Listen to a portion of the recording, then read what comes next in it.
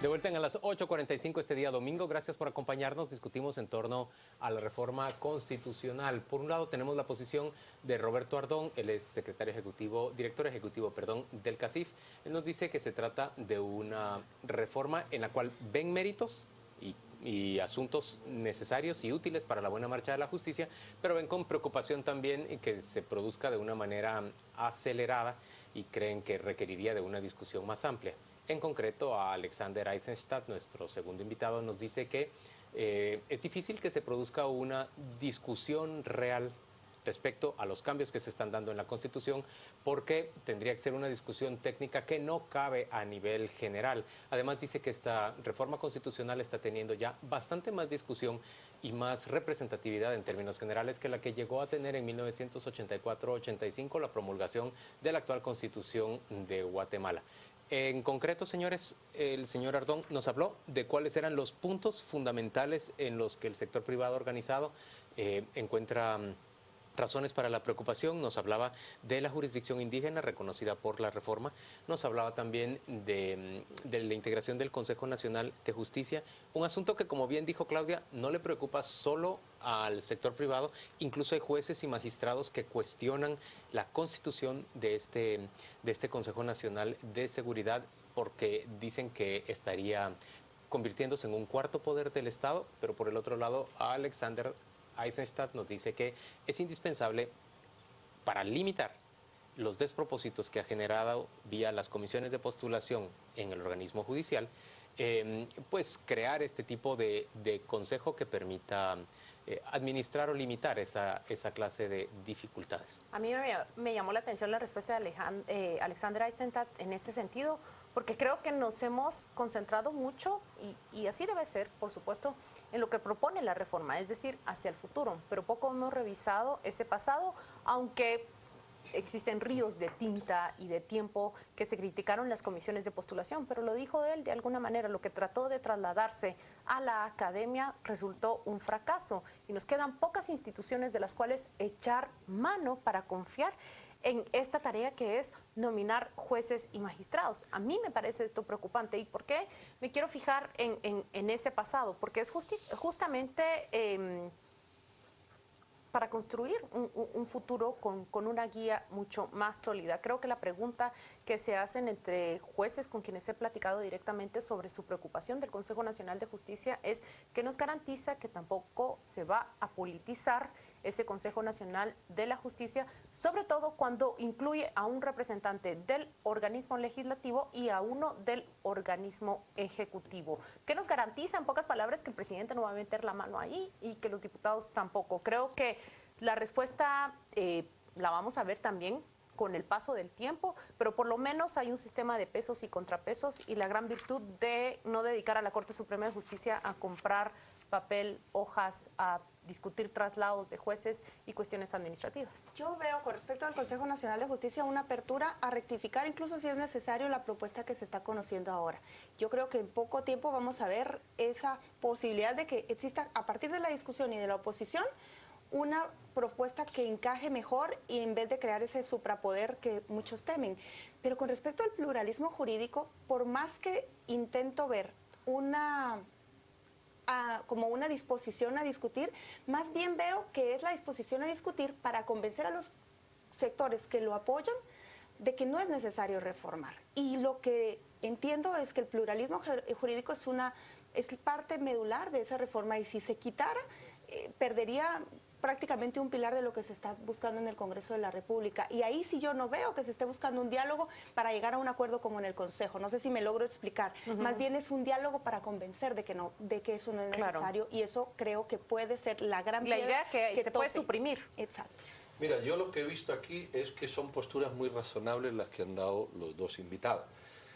El fondo, la mayoría de los ciudadanos está de acuerdo. Hay que hacer unas reformas para mejorar el sector justicia. El fondo, bueno, hay gente que dice que no, pero creo que hay una mayoría. El problema es la forma, y yo comparto, y yo veo en los dos el mismo interés en debatir. ¿Qué prisas hay de hacerlo mañana? ¿Por qué no hacerlo hasta Semana Santa? Por poner un ejemplo, o hasta junio. ¿Cuál es la razón de no hacerlo? Porque, como muy bien decía uno de los dos, creo que era Roberto, o lo podía ser Alexander, estas cosas estas cosas para toda la vida o para un montón de años. ¿Por qué no poner la coma en el lugar adecuado? ¿Por qué no discutir incluso si hay que ponerlo o no? Porque no solamente es el tema de la jurisdicción indígena. Hay mucha gente que dice, bueno, esto reformando una ley correspondiente, por ejemplo, se puede hacer. ¿Por qué figurar en la Constitución? Es decir, yo creo que no está mal tomarnos un tiempo. Claro, no nos vamos a tomar 3 años, eso es evidente. Porque además, aunque corramos, no nos sirve. Porque la próxima elección, ¿cuándo es? ¿Dentro de 2 años? ¿Dentro de 3? Sí, no nos sirve. Sí hay es decir, lo que yo veo que hay que discusión, redacción y comprensión. Porque lo que haga el Congreso tampoco es importante. Luego viene la ciudadanía. Si la ciudadanía, que es muy racional, no entiende esto con finura, es posible que se caiga en un voto. Sí hay una cosa que ustedes han dicho que a mí me gustaría disentir. Cuando en Guatemala hace 3, 4 y 5 años se empezó a hablar de que las comisiones de postulación no funcionaban, todo lo que se habló es de cambiar un sistema, pero jamás se habló del tema de justicia indígena. Nunca, nunca. Encima de la mesa ese tema se ha puesto hace 3 semanas, 4 semanas. Bueno, pero se ha 2 postergado meses. durante años. Lo que tú quieras. Pero lo que te quiero decir es que toda la reforma del sector justicia que está en el tema es la que siempre ha venido diciendo hay que cambiar las comisiones de postulación, nombramiento del fiscal, todo, excepto... los acuerdos de paz, quizás. Da igual, remonta donde quieras, pero esa discusión no ha existido. Y lo mismo que alguien decía aquí o allí, no recuerdo, es que eso puede ser la cuña para no aprobar todo, ¿verdad? Yo digo la antítesis. Eso puede ser la cuña para generar una dinámica que no estaba prevista. A lo mejor procede aprobar lo que venimos discutiendo hace 5 años y volver a hablar del otro. O no, o incluirlo, no lo sé. Pero esa, yo creo que la discusión fina, creo que no la tenemos que tomar. Quizás junio sea un buen límite. A mí me parece que en materia de jurisdicción indígena es esencial que el Estado de Guatemala haga esfuerzos y el reconocimiento explícito de la jurisdicción indígena es uno de ellos, por expresarle a su población de origen indígena que son tan integrantes de esta sociedad y tan integrantes de este Estado como el resto de los ciudadanos.